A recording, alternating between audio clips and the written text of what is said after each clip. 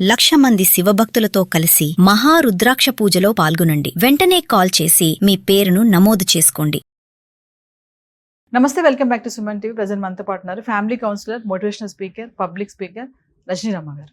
నమస్తే మేడం. నమస్తే మేడం, మనం కొన్ని కేసెస్ గురించి మాట్లాడుకుంటే కొంతమంది పేరెంట్స్ అయితే పిల్లల్ని గారాభంగా పెంచడము, అంటే మంచి చెడు చెప్పకుండా చేయడం వల్ల ఇప్పుడు పూణే లాంటి కేసెస్లో సియా గోయల్ ఎలా తయారైందో కొంచెం మనం పెంపకాన్ని కూడా మనం కొంచెం తప్పు పట్టొచ్చు. ఇక్కడ ఎలా పెరిగింది, వాతావరణం ఏంటి అనేసి. అయితే ఇలా ఉంటే కొంతమంది పేరెంట్స్ ఏంటంటే పిల్లలు భవిష్యత్తు గురించి ఆలోచించే వాళ్ళు కొంతమంది ఉన్నారు. రీసెంట్గా జరిగినటువంటి ఇన్సిడెంట్ మార్కాపురంలో డ్యాన్స్ చేయిస్తుందని పెళ్లి కూతురు అబ్బాయి అందరి ముందు అరవడం, చేయొద్దు అని స్ట్రాంగ్గా చెప్పడంతో తండ్రి హట్ అయ్యాడు. అమ్మాయి తండ్రి అంటే ఏం ఆలోచించాడు, ఇప్పుడే ఇలా ఉన్నాడు, రేపు పెళ్లి చేసుకుంటే మా అమ్మాయిని ఎంత ఇబ్బంది పెడతాడో ఏంటో అనుకున్నారో ఏంటో, పెళ్లి క్యాన్సిల్ చేశారు, డ్యాన్స్ చేయొద్దు అన్నాడని చెప్పేసి. మరి దీన్ని ఎలా చూడొచ్చు అంటారు? అంతవరకు తీసుకొచ్చి అందరు మరి అక్కడ పరువు పోదా? మరి అమ్మాయి చాలా మంది సినిమాల్లో మనం సినిమా చూస్తూ ఉంటాం, పెళ్ళి అయిపోతే మా అమ్మాయికి పెళ్ళి అవ్వదు, బాబు ఇప్పుడు చేసుకొని బతిమాలిన తండ్రులు చాలా మంది ఉన్నారు. కాలు పట్టుకుంటారు, బాబు ఇప్పుడు నువ్వు చేసుకోకపోతే మా అమ్మాయి జీవితం ఏమైపోద్ది, ఇంకెవరు చేసుకుంటాడు పెళ్ళి అని చెప్పి బతిమాలుతారు. కానీ ఇక్కడ చూడండి, పెళ్లి క్యాన్సిల్ చేస్తాడు. ఆయన ధైర్యానికి మనం మెచ్చుకోవాలి. అంటే ఇలాంటివి కూడా జరుగుతున్నప్పుడు మనం ఏం తెలుసుకోవాలి అంటే, సమాజంలో కాలమాన పరిస్థితులు అంటే మారుతూ ఉంటాయి. పరిస్థితులు కాలంతో పాటు అన్నీ మారుతుంటాయి. వాటితో పాటు మనిషి కూడా మారాలి. మారకపోతే ఇబ్బందులు ఎదుర్కోవాలి. ఇప్పుడున్న పరిస్థితుల ప్రకారం ఎక్కడ ఏమాత్రం అలసత్వం వహించినా ఎటు నుంచి ఏమి ముంచుకొస్తుందో తెలియదు. అది ఆ తర్వాత భరించాల్సింది ఎవరంటే పేరెంట్స్. మంచైనా చెడైనా పేరెంట్స్ మీదే అంటున్నారు.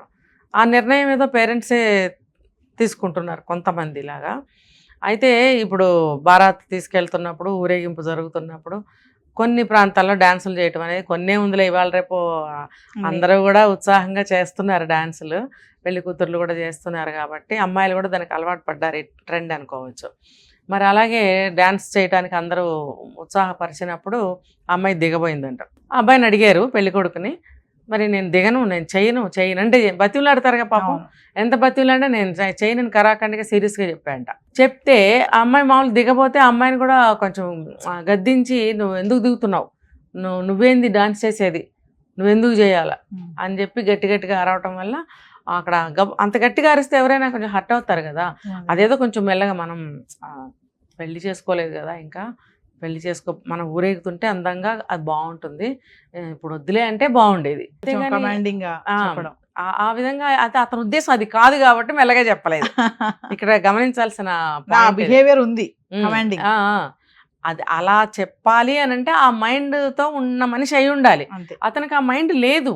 తిట్టే, అరిచి కొట్టే మనస్తత్వమే. ఆడదాన్ని అదుపు చేసేవాడే, ఆడది లొంగే ఉండాలి, నేను చెప్పినట్టు వినాలి అనే మనస్తత్వం ఉన్నవాడే. కాబట్టి నలుగురిలో ఇంకేముంది, కాసేపు అయితే పుస్తకం కట్టేస్తాను కదా, ఇక నా మనిషే అన్నట్టుగా అరిచేశాడు.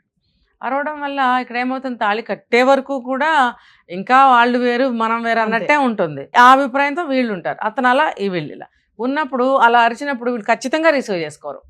అరే నువ్వెవరు, ఇంకా నాకు పెళ్ళి కూడా కాలేదు, ఇంకా నువ్వెవరు నా మీద అథారిటీ చేయడానికి అనే భావన వెంటనే వస్తుంది.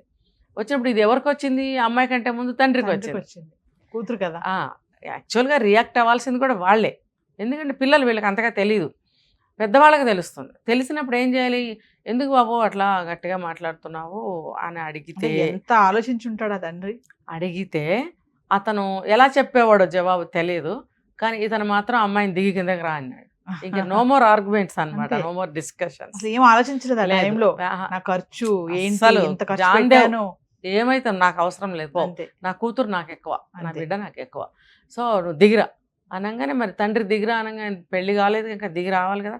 వచ్చినాక నువ్వు పోయి వెనక్కి, నీతో మాకు పెళ్ళి వద్దు, క్యాన్సిల్. ఇవన్నీ ఇచ్చిపుచ్చుకున్నారో ఏం చేశారో మరి మొత్తానికి. అయితే ఏంటంటే ఇక్కడ మీరు అన్నట్టు ఇంత చేశారు వీళ్ళు, రేపు మనం మళ్ళీ పెళ్లి చేసుకోవడానికి వెళితే మనతో కూడా అలాగే బిహేవ్ చేస్తారేమో అని, అబ్బాయిలు ఎవరన్నా పెళ్లి చేసుకోవడానికి ముందుకు రారేమో అనేది మీరు అన్నారు.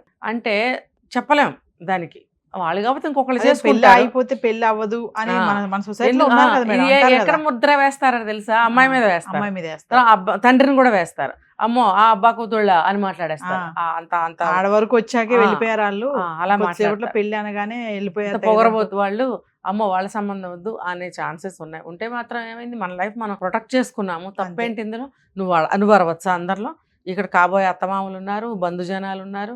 నీ వాళ్ళ ముందు నువ్వు పోటుగాడిని మగాడిని అని నువ్వు నిరూపించుకోవాలి అనుకున్నావా? ఒక ఆడపిల్ల ముందు నువ్వు నిరూపించుకోవడం ఏంటి? బయటకు వెళ్ళి హేమీలతో పోరాడి ఫైట్ చేసి నువ్వు గెలిచిరా, అది వీరుడు సూర్యుడు మగాడంటే. ఒక ఆడపిల్ల మీద చూపిస్తే నీ మగతనం కాదది. చేతగానోడే మగవాళ్ళతో చేతగాక ఆడవాళ్ళ మీద చూపించేవాడిని ఏమనాలి? అసమర్థుడు, సోంబేరి, సన్నాసి, చేతగానోడు. నువ్వు నీకన్నా ధీటైన ఒక మగాడి ముందు చూపించి రా ఇంటికి, అప్పుడు నువ్వు మగాడిని అనిపించుకో, అది కరెక్ట్. సో ఇలాంటి వాడితో ఏం చేయాలంటే వీళ్ళు ఒకవేళ తర్వాత మళ్ళీ సంప్రదింపులు చేసుకుంటే కౌన్సిలింగ్ ఖచ్చితంగా ఇప్పించాలి వాళ్ళకి. కౌన్సిలింగ్లో మారిన తర్వాత వాళ్ళు ఏదన్నా అగ్రిమెంట్స్ కూడా రాయించుకోవడం చాలా బెటర్ ఇలాంటి వాళ్ళతో. కొత్తవి మరి పుడుతున్నాయి కదా, మనం పుట్టించుకోవాలి కొత్తవి. పుట్టించుకుని కొత్తవే అమలు చేయాలి. బాబు నువ్వు అన్నావు, కౌన్సిలింగ్ ఇప్పించాము, నువ్వు అన్నావు మారిపోయానని, మాకు కూడా నువ్వు మారినట్టే కనిపిస్తున్నావు, కానీ ఏమో మళ్ళీ పురుగు ఎప్పుడన్నా పుడితే మాకేంటి అని ఒక అగ్రిమెంట్ రాయించుకున్నట్టయితే వాడు కాస్త లొంగి ఉండే ఛాన్సెస్ ఉన్నాయి. కానీ ఎప్పుడైనా సరే ఇవన్నీ తీసి అవతల బారే, నేను భరించలేను అనుకున్న నాడు వాడు మళ్ళీ తిరగబడతాడు. కాబట్టి పెద్దవాళ్ళు కొంతమంది సూక్ష్మంగా గ్రహించగలుగుతారు. కాబట్టి చక్కగా డెసిషన్ తీసుకున్నాడు ఆయన, ఇట్స్ వెరీ గుడ్. కాకపోతే వాళ్ళు కూడా అట్లా బిహేవ్ చేయకూడదు. చేసింది కూడా మంచిదే అయింది. ఇక్కడ వాడి బుద్ధి ఏదో ముందే బయట తెలిసింది, తాళి కట్టాక తెలిస్తే ఏం చేయలేరు. చాలా పెళ్లిళ్లలో పెళ్లి ముందు రోజు గొడవలు అవుతూ ఉంటాయి. అయితే ఏం లేదు లేని అటు వాళ్ళు ఇటు వాళ్ళు సమర్థించేసి పెళ్లి చేసేస్తారు. మర్నాటి నుంచి మొదలవుతే నిన్న నువ్వు ఇలా గొడవ పెట్టుకున్నావు, నేనంటే నీకు ఏమాత్రం అభిమానం లేదు, నేనంటే ప్రేమ లేదు, నేనంటే ఇష్టం లేదు అనంటే అతనేదో అంటాడు, ఈమెదో అంటది, మధ్యలో వాళ్ళ అమ్మల నాన్నలు వస్తారు, మొత్తం అందరు రభస వీళ్ళు చచ్చిపోయే వరకు కలిసి ఉంటే, ఒకవేళ చచ్చిపోయే వరకు ఇవి రోజు వస్తాయి వాళ్ళ ఇంట్లో. దెప్పుకోవడం అంటారు కదా, గుర్తు చేసుకొని గుచ్చి చెప్పుకోవడం అనమాట. ఇవన్నీ అవసరం లేదు. అరే భయ్ నువ్వు అవమానించావు మమ్మల్ని, మా అమ్మాయిని అంతమందిలో, నువ్వు వద్దు, మాకు మమ్మల్ని అవమానించేవాడు మాకెందుకు. కరెక్ట్ డెసిషన్ తీసుకున్నాడు. సో ఇక్కడ తండ్రి చేసిన పని మనం అభినందించవచ్చు. ఇంకొకటి కూడా జరిగింది. పెళ్లి కొడుకు రేపు పెళ్ళానంగా తాగుతున్నాడు అదే పనిగా. వాడు ఆనందం ఏంటో నాకు అర్థం కాదు. అంటే వాడు పచ్చి తాగుబోతా, లేకపోతే ఇంత ఆనందాన్ని తట్టుకోలేక తాగేస్తున్నాడా, వాడి మొహానికి మళ్ళీ పెళ్లి కొడుకు డ్రస్సు, పూల దండలు వేసుకుని తాగుతున్నాడు. వాడు తాగి పోన్లే ఇంకా పెళ్లి రేపు కదా అని సరిపెట్టుకున్నారు. అంటే కొన్ని ఏరియాల్లో తాగటం అనేది అలవాటు కదా, దాని కింద తీసుకుని వదిలేసినట్టున్నారు. పెళ్లి పీటల మీద కూడా శుభ్రంగా తాగి తూలుతున్నాడు, పట్టుకోలేకపోతున్నారు. అదేం పద్ధతి? నీకు ఆనందం ఎక్కువైతే మ్యారేజ్ అయిన తర్వాత దావత్ చేసుకో, అంతేగాని పెళ్లిపీటలకి తూలిపోవడం ఏంటి? తాళెలా కడతావు కదా. అప్పుడు పెళ్లి కూతురికి భరించలేక ఈడ్చిపెట్టి కొట్టిందంట, పెళ్లిపీటల మీద ఈడ్చి కొట్టిందంట, దెమ్మ తిరిగేటట్టు. ఇంకేంటి కింద పడతాడు కదా. సో ఇంకా అక్కడ మళ్ళీ గొడవ. దీన్ని మళ్ళీ సమర్థించి పెళ్లి జరిపిస్తే సేమ్ మళ్ళీ డేంజర్ అంతే ఇన్ ఫ్యూచర్. వాడు రోజు తాగి వచ్చి కొడితే వాడు దేనికి పనికిరాడుగా. తాగితే ఇక దేనికి పనికొస్తాడు?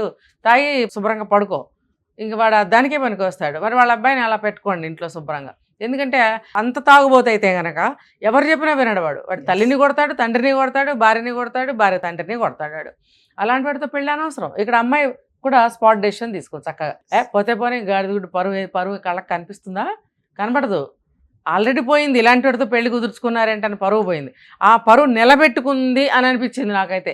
కొట్టడం వల్ల పరువేం బాలేదు, కొట్టి పరువు నిలబెట్టుకుంది ఇక్కడ ఈ అమ్మాయి.